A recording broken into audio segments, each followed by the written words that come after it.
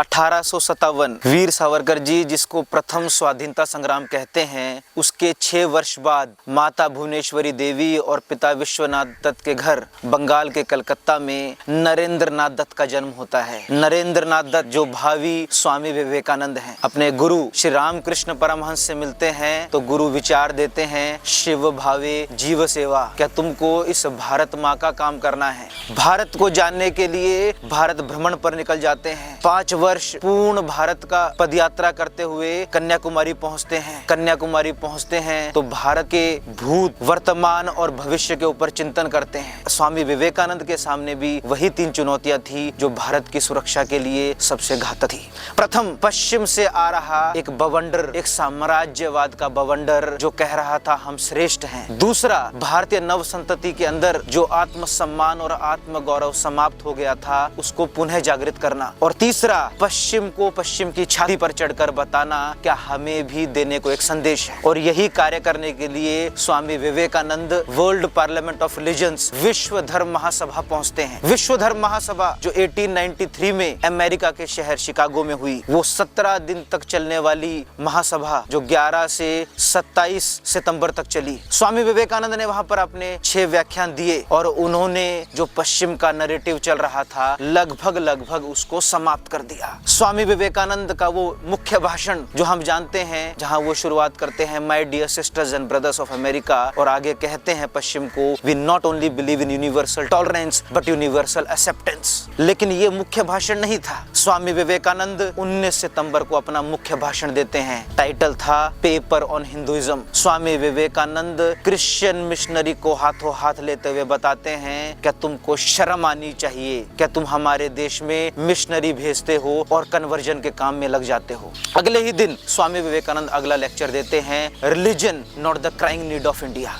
स्वामी विवेकानंद जी के ये सारे विषय इतने हाथों हाथ प्रचलित हो जाते हैं, क्रिश्चियन मिशनरी उनसे घबरा जाती है। स्वामी विवेकानंद अपने शिष्य अलासिंगा पेरुमल को अगस्त 1895 में एक पत्र लिखते हैं अमेरिका से। उसमें लिखते हैं, क्या तुम डरो मत, क्योंकि इन क्रिश्चियन मिशनरीज के कन्वर्जन का काम मैंने रोक दिया है, इनकी फंडिंग कम हो गई है, इसलिए ये मेरे ऊपर हमला कर रहे हैं। इन हमलों को तुम ज्यादा तूल मत दो, इनसे कुछ नहीं होने वाला। स्वामी विवेकानंद उसी लेक्चर में पश्चिम से बताते हैं, क्या भारत से भी एक पंथ निकला, बुद्धिज्म, जिसने बड़े भूभाग के ऊपर विश्व में राज किया, लेकिन बिना तलवार के, बिना खून खराबे। और स्वामी विवेकानंद एक्सेप्टेंस की बात बताते हुए कहते हैं कि जीसस क्राइस्ट वाज अ ज्यू, Jesus Christ was a Jew, Shakya Muni Buddha was a Hindu, the Jews discarded Jesus Christ and rejected him, crucified him, the Hindus accepted the Shakya Muni and made him the god and worshipped him. ये विचार भारत का विचार है। स्वामी विवेकानंद पश्चिम के लगभग आधा दर्जन देशों में प्रवास करते हैं, जिसमें America, England, Germany, Switzerland, Constantinople, Egypt तक, जर्मनी तक स्वामी विवेकानंद भारतीयता का झंडा गाड़कर पुनः भारत वापस आते हैं। तो उनका भारत में दिया हुआ व्याख्यान, जहां स्वामी विवेकानंद कहते हैं, शैल इंडिया डाई, क्या भारत को मर जाना चाहिए? क्योंकि कन्वर्जन चल रहा था, भारत को खत्म करने के लिए अन्य राष्ट्रीय सुरक्षा के खिलाफ अन्य ताकतें चल रही थी। क्या भारत को मर जाना चाहिए? लेकिन अगर भारत मर गया तो अध्यात्म मर जाएगा, अगर भारत मर गया तो मानवता मर जाएगी। स्वामी विवेकानंद अपने एक भारत में दिए हुए lecture the work before us में कहते हैं, love must conquer hatred, hatred cannot conquer itself, materialism cannot conquer materialism, armies when they try to conquer armies only multiply in the brutes of humanity, therefore love must conquer hatred, hatred cannot conquer itself, spirituality must conquer the west। क्या अगर आप hatred फैलाओगे तो उससे कोई समाधान नहीं मिलने वाला। स्वामी विवेकानंद अपने पश्चिम में दिए हुए एक भाषण में कहते हैं, क्या सुरक्षा बाहर से आएगी? क्या सुरक्षा बाहर से आएगी? क्या शक्ति बाहर से आएगी? क्या ताकत बाहर से आएगी? क्या बुद्धि बाहर से आएगी? नहीं, ऐसा नहीं हो सकता। ये सब कुछ आंतरिक तौर से ही उत्पन्न होगा। और फिर स्वामी विवेकानंद कहते हैं, I do not see into the future, nor do I care to see, but one vision I see clear as life before me, that the ancient mother has awakened once more, sitting on her throne, rejuvenated, more glorious than ever. Proclaim her to the world with a voice of peace and benediction। ये भारत माता पुनः जगत जननी बनने वाली है। ये हमको तय करना है कि हमें कैसे कंट्रीब्यूट करना है। They alone live who live for others, rest are more dead than alive। Expansion is life, contraction is death। आज राष्ट्र अपना आजादी का अमृत महोत्सव मना रहा है। हमने 75-76 वर्ष हमें हो गए हैं आजादी की। इस इस आजादी की संकल्पना का विचार रखने वाले स्वामी विवेकानंद थे। Chakravarti Rajagopalachari, the first Indian Governor General of India and the last Governor General of India, वो कहते हैं Swami Vivekananda saved Hinduism, Swami Vivekananda saved India, without him we would have lost our religion, without him we lost our country. कि अगर स्वामी विवेकानंद नहीं होते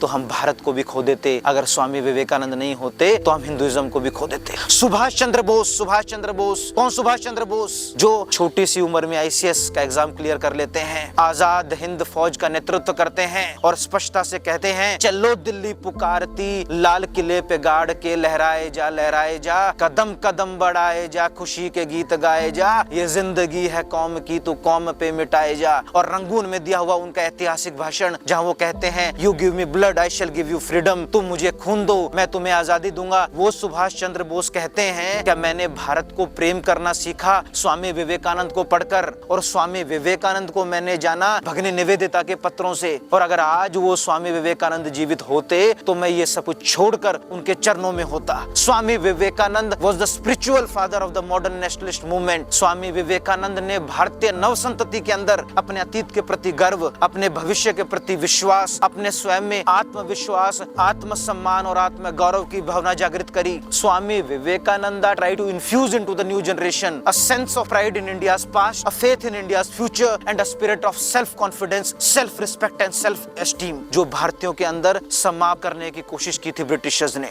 और जब स्वामी विवेकानंद ये कार्य करने लगे तो पश्चिम में एक बवंडर आ गया। भगिनी निवेदिता लिखती है अपनी पुस्तक में the master as I saw him में, स्वामी विवेकानंद के शिष्या जो सब कुछ छोड़कर इंग्लैंड से भारत आ गई थी, वो लिखती हैं the thought of India to Swami Vivekananda was like the air he breath. Swami Vivekananda के लिए भारत का विचार करना ऐसा था जैसे श्वास लेना हो। और स्वामी विवेकानंद के इस कार्य ने जो सारा पश्चिम का नैरेटिव था उसको खत्म कर दिया। सिस्टर क्रिस्टीन स्वामी विवेकानंद की एक डिसाइपल कहती है our love for India came to birth, our love for India came to birth when we first heard Swami Vivekananda saying the word India. 5 letters INDIA, India, so much love, so much passion for India. और फिर स्वामी विवेकानंद के जब भारत आते हैं तो उनकी Britishers जासूसी भी करवाते हैं। 1897 में स्वामी विवेकानंद अल्मोड़ा में होते हैं तो वहां पर भगिनी निवेदिता उनको कहती हैं कि स्वामी विवेकानंद आपकी जासूसी हो रही है। स्वामी विवेकानंद उस विषय को हंसकर टाल देते हैं। ब्रिटिश सरकार स्वामी विवेकानंद के कार्य से इतनी तिलमिला गई थी क्या वो स्वामी विवेकानंद के पत्र भी पढ़ती थी और स्वामी विवेकानंद का साहित्य जो जो व्यक्ति पढ़ता था